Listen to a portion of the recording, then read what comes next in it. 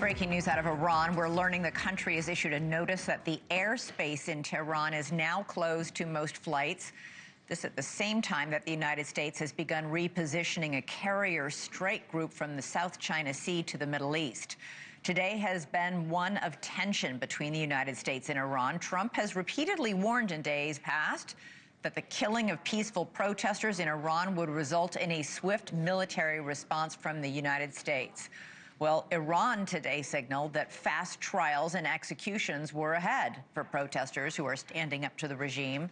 So far, nearly 2,500 demonstrators have been killed by the regime during crackdowns on the ground. Iran was set to publicly execute a 26-year-old protester today. This would have been the first public execution from the recent wave of unrest that started on December 28th. President Trump said today that that public execution was canceled. We've been told that the killing in Iran is stopping. It's stopped. It's stopping. And there's no plan for executions or an execution or executions. So I've been told that on good authority. We'll find out about it. I'm sure if it happens, we'll all be very upset. Now, if that's true, that the killing has stopped, which many Iranian Americans are disputing who are in touch with family who are in the country, there's a blackout in the country, so nobody knows what's happening in there. But if that's true, that the public execution was postponed or canceled, that could be read as a sign that de-escalation may be underway. On the other hand, in an ominous sign that military operations could soon take place, NewsNation has confirmed that the U.S. is beginning to evacuate personnel from bases in the Middle East, fearing retribution on American soldiers if President Trump does order strikes. We know he's done it before to take out the regime's nuclear program. The question now, will the regime itself now be a target? Joining us now from D.C., NewsNation White House correspondent Kellie Meyer. Kellie, what can you tell us, first of all, about this movement of the military assets, how soon that carrier group will get to the Middle East? Yeah, NewsNation breaking that news tonight. A source familiar telling me that they are moving the USS Abraham Lincoln and her 3 guided missiles. This will be the strike carrier group over to the Middle East, to the CENTCOM area of responsibility, as they call it. That is in the Middle East region. So that will take, they say, about a week or so to complete.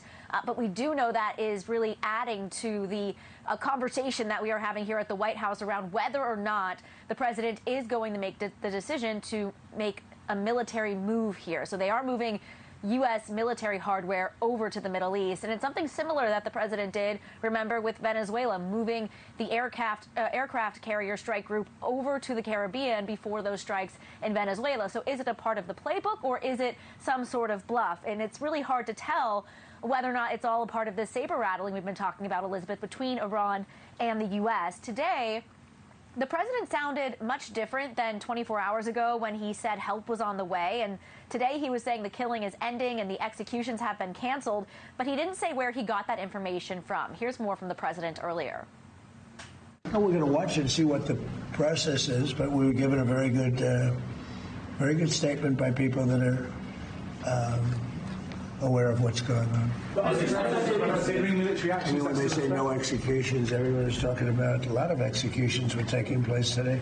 We were just told no executions. I hope that's true. But then the president was pressed on the body bags that you could see images of coming out of Iran, and he really seemed in that moment to echo some of the talking points we've been hearing from Iran, basically saying the people were shooting at them with guns and they were shooting back. So even the president in there sounding a little skeptical of what he was sharing with reporters, saying he hopes that this is the case, and he really didn't take any kind of military options off the table there, Elizabeth. Right, and then, Kellie, there was a really alarming message posted on Iranian state TV, a threat to President Trump, saying this time the bullet won't miss. What can you tell us? Yeah, a really ominous message that came across Iranian state TV. You see it there. That's a photo of the president at his Butler, Pennsylvania rally. Of course, that was the site of the attempted assassination of the president. And as you said, they wrote, "This time the bullet won't miss." And it's really not the first time the Iranian government has has talked about an assassination of the president. They ordered an operative to assassinate Trump before the 2024 election. So this is something that we asked the White House if they had a response to. We didn't really hear from the president today a response to that specifically, but we know he's been brushing off any kind of threats Iran is making, including on our U.S. military bases, saying that we would fight back with the message that he gave this summer with the Operation Midnight Hammer, taking out their 3 nuclear facilities. He was saying that Iran, quote, better behave. Elizabeth. Thank you for watching. Subscribe below and download our NewsNation app right now on your phone, and you will get fact-based, unbiased news for all Americans.